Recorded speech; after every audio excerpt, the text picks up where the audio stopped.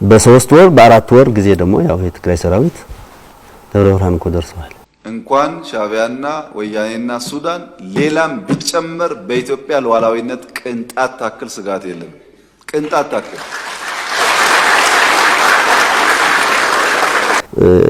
አሁን ያለበት ሁኔታ ባዶነት እየተሰማው ስለሆነ የሞራል ግንባታ ለሞራል ግንባታ ይጠቅመኛል ብሎ ተናገረው ሊሆን ይችላል። yoo of jajjabeessan malee yoo waraanaaf dhufanii nuti qophiidha jaa dubbii maantii TPLF kun guutumatti Tigraayitti ammas waraanni biraa dhalachuudhaaf akka jiru akkasumas ammoo TPLFis ta'ee paartiin biltsiginnaa tan Abiy Ahmediin hoogganamtu ifatti ba'anii waraanaaf dhaadachuu isaanii irratti argamu.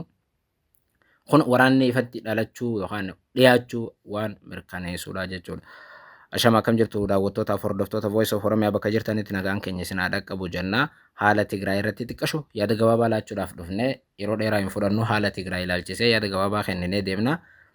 Tibbana ministeera muummee Abiy Ahmed paarlaamaa irratti dhiyaatanii yaadota jajjabaa dhimma Tigraay wal qabatee kaasanii turanii yaadota san keessaa waraanni Tigraay ammallee dhiyaachaa akka jiru. Kanaaf ammoo TPLF itti gaafatama akka ta'e ibsanii turuun ni yaadatama. Akkuma beekamu bara 2022 waraana Tigraayitti gaggeeffame lammiileen miliyoona waraana sanaan dhumanii turanii sana booda Abiyyii fi Dabratsiyoon haga Pretooriyaa deemanii yookaan bakka buutoonni isaanii jechuudha. Haga Pretooriyaa deemanii waliigaltee nagaa mallatteessanii turanii ergasii booda garuu bulchiinsa yeroo Tigraayitti dhaabbatee bulchiinsa yeroo san TPLF dhiyoo diidee mana maree duraan ture yookaan waraana dura mana maree ture deebiftee TPLF guutummaatti aangoo naannichaa humnaan fonqolcha raawwattee qabachuun ni yaadatama. Abiyyi dhimma fonqolcha sanii irratti hin dubbanne garuu dheengadda paarlaamaa irratti ergaa dabarseen ammallee Tigraayitti waraanni akka dhalatuuf gareen TPLF of tuultonni warri waraana malee jiraachuu hin dandeenye dhiibbaa godhaa jiran jedhee ture. Akkasumas ammoo Tigraayiif Eertiraa fi Suudaanii miti qaamni biraa osoo dabalamee dhufe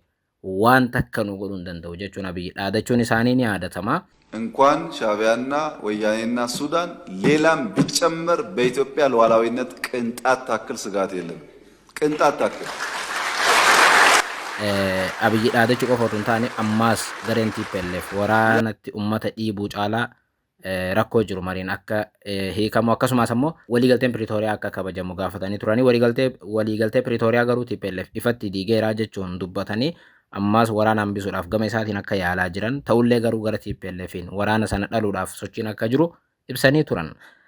Gama biraatiin ammoo yeroo dubbatan dhimma waliigaltee Pretooriyaa irratti waraana sanaan waan injifannoo arganneef waliigalteen Pretooriyaa akka mallatteeffamu taasifamee jaanii turan. TPLF guutummaatti injifatamee yeroo sana kufaatii isarra ga'e hordofee waliigaltee sanaaf harka kennate jaanii turanii. Haa ta'u malee dhimma kana irratti dubbi himaan garee TPLF yookaan ammoo Asgaddoom kan jaan yookaan ammoo Mikaa'el Asgaddoom namni jedhamu dubbi himaa TPLF kan ta'e galgala irraa TV Tigraay waliin afgaaffii taasisanii turanii afgaaffii sanaan dhimmoota jajjabaa kaasanii turanii dubbi himaan kun dhimma Abiyyi waraana sanarratti injifannee jaan irratti deebi'oo kennan Abiyyi ofumaa mooraalii of jajjabeessaa jira. Homaa wanti inni injifatee hin jiru waraana Tigraay wal qabatee nuti yeroo sana injifannee nuutu akka waliigalteetti dhayinu yookaan akka waliigalteen Pretooriyaa mallattaa'u nuutu godhee jaa Asgaddoomii.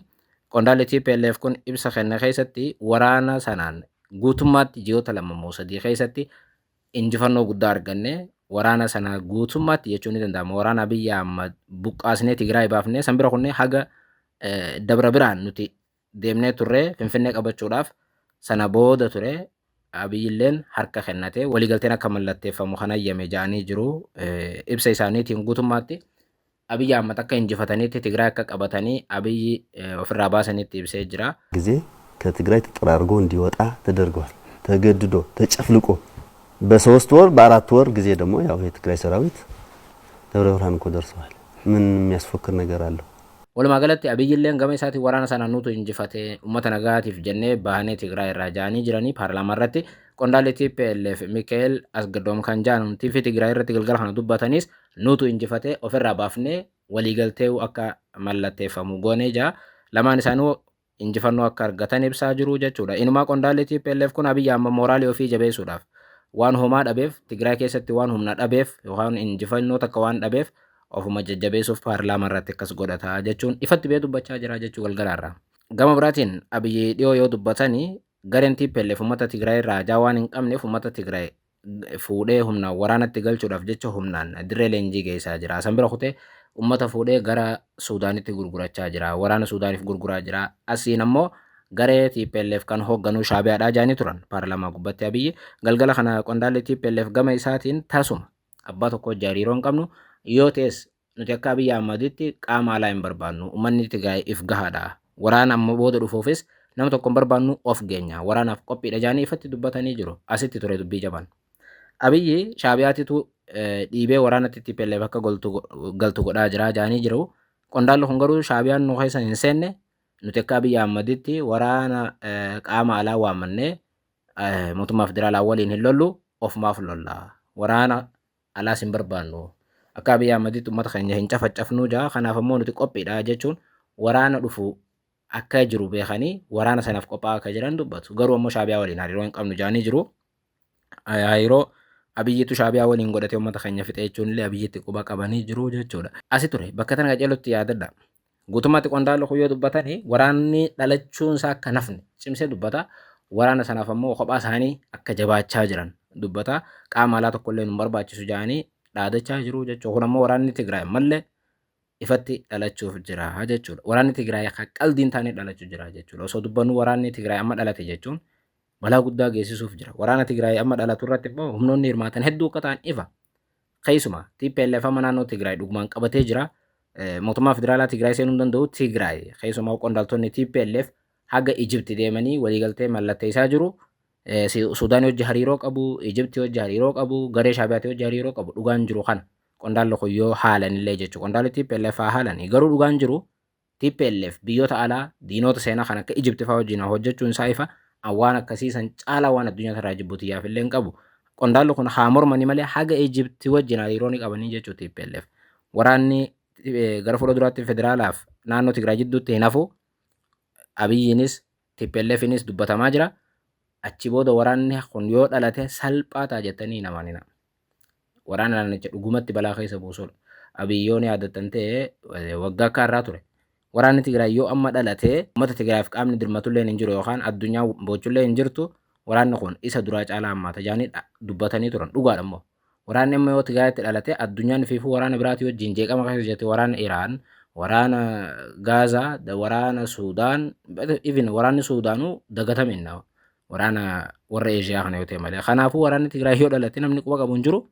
Fixiinsa kana dura caalaa hammaataa jechuudha. Gareewwan akka Shaabiyaa kana caalaa uummata Itoophiyaa balaa jala buusuu jechuudha. Waraanni Tigraay irratti amma dura waan mudate waan beeknuuf jecha. Qondaalli kun yoo haalanis garuu waraanni amma booda dhalatu kan qaama gargaraa hirmaachisu waan ta'eef ni hammaata. Suudaan, Ijipti, Eertiraa waan hirmaachisuuf ni ulfaataa jechuudha. Qondaalli kun garuu jabeessee haalaa jira. Ammoo Abiyyi waliin waraana akka hin hafne cimsee dubbachaa jira jechuudha. Waan tokko achirratti an taajjabe keessaa uummanni Tigraay akka waan waraana jaallatutti ibsa qondaalli kun yookaan uummanni Tigraay dirqiidhaan akka waraanatti dhiibaa hin jirre ofittisuudhaaf uummanni kun qophaa'aa akka ta'e yookaan ammoo waraana dhufuuf leenjii akka fudhatan fedhii akka qabaatan yoo fedhiin qabaanne nuti hin dirqisiisnu waan jiru dubbachaa turan. Dhugaan jiru kanaa miti. TPLF dhugaan humnaan dargaggoota waraanatti yookaan dirree leenjiitti geessaa jirti kan jiru dhugaadha. Human Rights Watch dhaabbileen miidiyaa idil addunyaa hedduun dhaqanii mirkaneessanii jiru. TPLF humnaan dargaggoota dirree leenjiitti galchaa jira. Dubartii fi dhiiras Eertiraa keessatti ni beektu. Amata 15 keenyaan namni fadheewu dirqama dirree leenjii deemee leenjii fudhata. Kanaaf Eertiraa keessa lammiileen biyyattii hin jiraatan. Maaliifuu seera qabdi. Seera dargaggeessi tokko gaafa amata 15 gahe leenjii waraanaa fudhachuu qaba jiru. Tigraay keessatti sun uumameeti akkuma Eertiraan dargaggeessa amata 15 dirqiidhaan waraana geessitu san Tigraay keessatti seerri san baheeti amma dirqiidhaan dargaggoota TPLF walitti qabdee dirree leenjii geessaa jirti. Waan kanaaf ragaa guddaan yookaan dargaggoonni Tigraay baqachuu ragaa guddaan TPLF humnaan dargaggoota akka achii baqatan taasisu ragaa guddaa isiniifuu nan danda'a. Tibbana magaalaa Finfinnee keessatti dubartootaaf dhiironni Tigraay irraa dhufan Maqalee dabalatee magaalaa Finfinnee ganda tokko guutanii jiran jaan. Ganda kanatti daandii irratti hojii baalagummaa irratti akka bobba'an ibsame. Dargaggoonni Tigraay irraa dhufan keessumaa dubartoonni babbareedduun waxxaatii ta'an tun qarreen jechuudha. Magaalaa Finfinnee fakkeenyaaf naannoo Saamete deemtanii ilaaluu dandeessu. Namoonni naannoo san jirtan waan kana arguu dandeessan namoonni achi jiran. Magaalaa Finfinnee naannoo Saamete bakka jaamtu namoonni jiranii dhalattoonni Tigraay irraa dhufan kan dubartootaatiif dhiirotaalleen hojii baalagee irratti akka bobba'an ibsame. Maaliifuu magaalaa Finfinnee gaafa dhufan hojiin hin jiru. yookaan nama bira bulan fa'aa dhabuu danda'an. Jiraachuudhaaf garuu dubartiin takka hojii baalagee sana irratti bobbaatii jechuudha. Maaltu saniif dirqe? Dubartiin Tigraay irraa baqattee Finfinnee dhuftee akka hojii sana irra bobbaatu maaltu godhee rakkoodha jechuudha. Jaalattee miti. Rakkoo sanaaf ka saaxile immoo TPLF garuu qondaalli TPLF galgala kana yoo Tigraayitii biratti dubbatan lakki nuti waraanaaf humnaan dargaggoota dhiibaan jiru jaan dhiibaa jiran. Dhiibaa jiraachuu bira kutaniiti intalti dubartii amata 18 maatii biraa deemtee Finfinneetti baqattee bakka bultu dhabdee hojii baalagee irratti bobbaatee jiraachuu jirti. Naannoo saammiti namoonni jirtan dheexanii mirkaneessuu dandeessu. Magaalaan Finfinnee sababa kanaanuu bakka baalagummaan itti heddummaate ta'uu jetti jaanii ijoo miidiyaa hawaasaa ture TikTokii gubbaatti jirana. Akka waan uummanni Tigraay waraanaan ta'u jiru yoo ilaalle.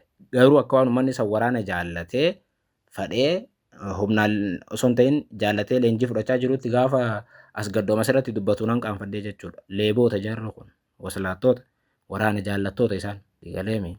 Durriyyoota waraanaa malee waan biraan beeknedha jarri TPLF kun. Mootummaan federaalaa waraana hin jaallatu jechaa hin jiru. Mootummaan federaalaa TPLF hin garaagarummaa guddaa hin qabu. Yookaan mootummaan paartii badhaadhinaatiin hoogganamtu tuni Fifillee danta dhabdudha. Waraana jaallatti. Akkasuma TPLF PP caalaa baay'ee waraana jaallataa jechuudha. Of tuultoota hundi isaanii uummataaf hin yaadan. Dhalattoota Tigraay ka'arra Finfinnee daandii irratti bahanii hojii baalagee irratti bobba'an sanaaf hin dhimmaman. Ijoolleen Tigraay irra mana isaanii jiraattee mana oowwaa keessatti dalagattee jiraachuu dandeessi turte. Garuu yoo waraanaaf dirqiidhaan fuudhan waraana dhalatu kana keessatti yoo galchan dargaggoonni kun akkuma amma dura miiliyoononni dhumuu isaanii waan beekaniif baqatanii dirqamaaf magaalaa Finfinneetti hojii baalagee irratti bobba'anii jiraachuuf murteessanii jechuudha. Kanaafuu oduun TPLF achi waraana injifannee Maqalee qabanne Tigraay qabanne jiru sooba taakka. Akkasumatti ni injifanne jaanii uummata kana balaaf saaxilanii miiliyoonota kan fixanis TPLF. Abiy akka uummata isaan ajjeesu kan godhe Shaabiyaan akka uummata sun ajjeeftu kan godhe TPLF kan waraana kaabatti baneedha jalqaba. Lammaffaa ammallee waraana biraa banuudhaaf sababa garaagaraa gaafa dhiyeessan baay'ee ulfaata. Lamaan isaanii ammallee yoo hin mari'anne waraanni guddaan san mariifuu qophii miti jarri lachuu amma agaraa jirra keessumaa TPLF. Qaamota alaa waliin hojiin inni hojjechaa jiruu fi waraanaaf qophaa'aa jiru baay'ee gaddisiisaadha. Uummata Tigraay ammallee balaa jala buusa. Even uummanni Tigraay illeen waraanaaf humnaan guuramaa waan jiruuf dhimmicha ifa bahee mormaa jira. Kun dhugaa lafa jirudha jechuudha. Walumaa galatti dubbii waraanaaf humnaan dargaggoota guuraan jirru maal jee qondaalli TPLF as gaddoom dubbatu soba fakkeessaadha. Isaan waraana jaallattoota durriyyoota humnaan nama bulchuu barbaadanidha. Akkas ture. Ammas yeroo biraa walitti deebinaa yeroo gaarii.